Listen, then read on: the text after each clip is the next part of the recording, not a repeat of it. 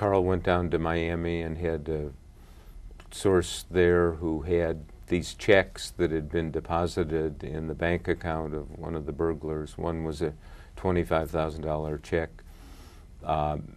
made out to Kenneth H. Dahlberg, I believe, then had been endorsed over to the Nixon campaign or to Barker. I'm not sure of the details, Barker being one of the burglars.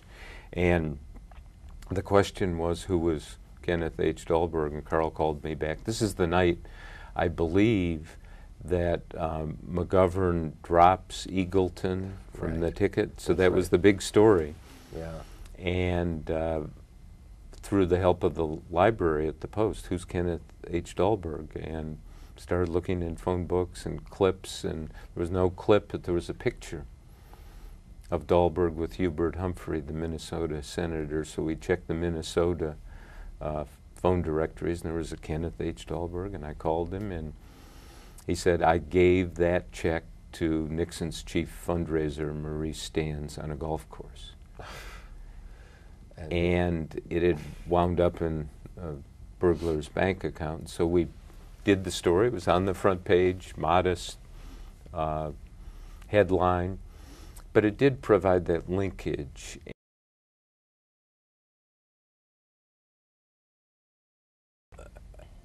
A democracy will not function if we don't know what's going on. Whoever said it got it right, that democracies die in darkness.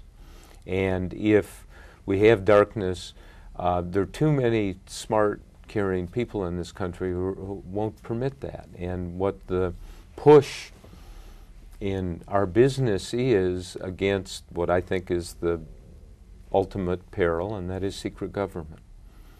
If we have secret government, then it won't work. And people know that.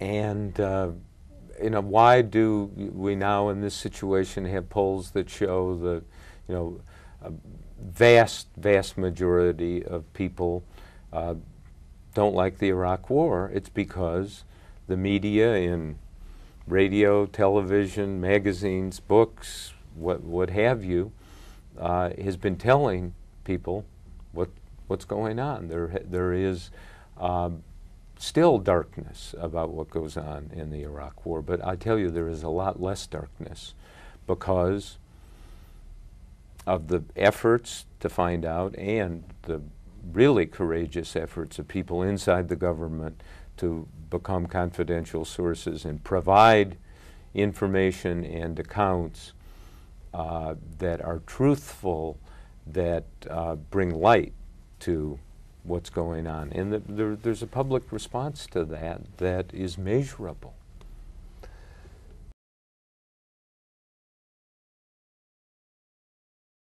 There are three basic sources. Human sources. And human sources are wonderful, particularly if they're telling the truth. Documents. I have not seen a story ever really that a document wouldn't improve the story or be relevant to the story. An obituary, well, you know, somebody's yearbook entry or somebody, you know, there's always a piece of paper or something on the internet which will enhance your understanding and give you concrete detail. And the third is go to the scene.